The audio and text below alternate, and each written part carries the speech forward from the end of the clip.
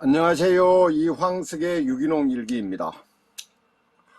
태풍 바비 참 걱정이 많았는데 그냥 무사히 잘 지나가는 것 같습니다. 지금 시간이 이제 7시 좀 넘었는데 여기 지리산 아래요. 그 비가 300mm, 500mm, 그 다음에 뭐 강한 태풍 뭐 그리 뭐 예보가 나왔었는데요. 사실 저도 과일 농사요, 감농사를 짓기 때문에 저 바람에 대한 걱정을 많이 했습니다. 그런데 별다른 피해 없이 지나갈 것 같습니다. 저쪽 서해안에 계신 분들도 아무쪼록 피해 없이 잘 넘어갈 수 있었으면 좋겠습니다. 자, 이제 이 태풍 바비가 송이버섯 생산량에는 어떤 영향을 미칠까요? 저는 이 강원도 남쪽 이남 지방은 큰 영향이 없을 거라고 봅니다. 강원도 북쪽 양구, 인제, 동해안은 잘 모르겠고요. 서해안 쪽, 아니 저 영서 쪽, 홍천 그런데 좀 높은 고지대 있지 않습니까? 거기는 영향이 있을 수도 있고 없을 수도 있고 그럴 것 같습니다. 제가 그런데 그쪽에 거주를 안 하니까 기온을 잘 모르니까요. 온도를 잘 모르니까 어떻게 말씀을 드리기가 참 어려운데, 강원도 그 산악 지역에 아침이 너무 시원해, 추워. 그 정도 기온이 떨어지지 않았다면은 송이버섯에는 영향이 전혀 없을 겁니다. 제가 누누이 말씀드립니다만은 태풍 반경 오른쪽, 그죠? 그러니까 동쪽 지역은 난대성 비가 내린다고 그랬잖아요. 지금도 오늘 밤이 아마 열대야가 형성이 되지 않나 그렇게 걱정을 할 정도로 후덥지근합니다. 지금 소리가 들리죠? 제가 더워서 선풍기를 틀어놨거든요. 그래서 선풍기 바람 소리입니다. 지금 현재 그러니까 그죠? 이 태풍 바비는 송이버섯 생산량에 영향을 거의 미치지 않습니다. 보통 여름 날씨하고 거의 마찬가지일 겁니다. 제가 거주하는 산청구 시천면의 이제 일기예보입니다. 일기예보인데, 오늘은 그러니까 내일 아침 최저 기온은 25도요. 열대야가 형성이 된다고 되어 있고, 그 다음에 목, 금, 토, 일 최저 기온이 24도입니다. 25도, 24도이니까 그 지온이 좀 고지대라고 해도 19도 이하로 내려갈 일은 없을 것 같거든요. 그렇기 때문에 아직까지 송이가 언제 날지 가늠을 할 수도 없고요. 전혀 영향이 없을 거라고 봅니다.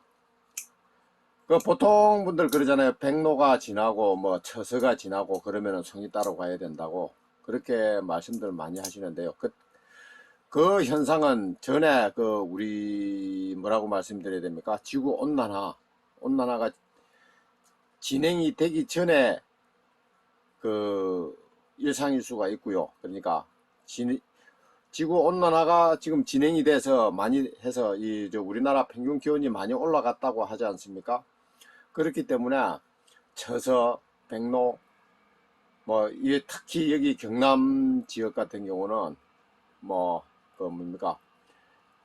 처서, 백로 그런 그 날짜를 기준으로 산에 가셨다가는 99% 헛걸음을 하지 않을까 그리 저는 생각을 합니다. 그러니까 이제 앞으로 이제 9월달 날씨가 문제겠지만은요, 이 송이가 날려면은 땅 10cm 온도가 19도 이하로 내려가야 되거든요. 그러니까 이제 제가 통상적으로 19도 이하로 내려가는 시기가 언제쯤 되느냐 하면은 8월 전에는 그랬습니다. 8월 말 9월 초에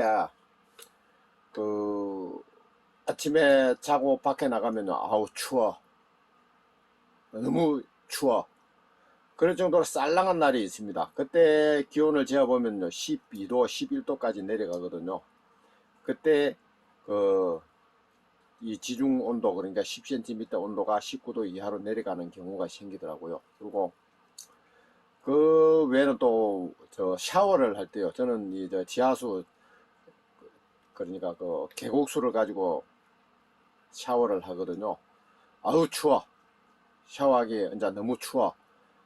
그렇게 느끼는 그 시기가 지온이 19도 이하로 내려가는 시기하고 거의 맞아 떨어진다고 그리 저는 이 경험을 하고 있습니다. 그러니까 그때가 언제 될지는 아직 모르고요. 그리고 태풍이 뭐 한두 개 더 온다 그러죠. 한 개가 올지 두 개가 올지 세 개가 올지 아무도 모릅니다. 그죠?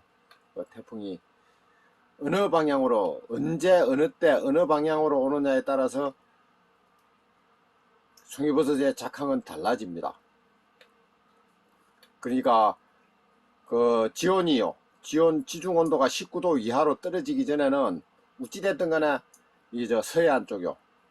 이 난대성비가 내리는 서해안 쪽으로 지나가야 되고, 일단 지온이 떨어지고 나면요. 그 한대성비가 내리는 대한해협을 태풍이 통과를 해야 됩니다. 작년 같은 경우 태풍 미탁하고 타파가 왔다 갔죠. 9월 중순 이후에. 이게 제가 근데 미탁이 왔을 때 태풍이 대한해협 쪽을 통과했거든요. 그래서 이 찬비가 내렸기 때문에 지온이 떨어졌습니다.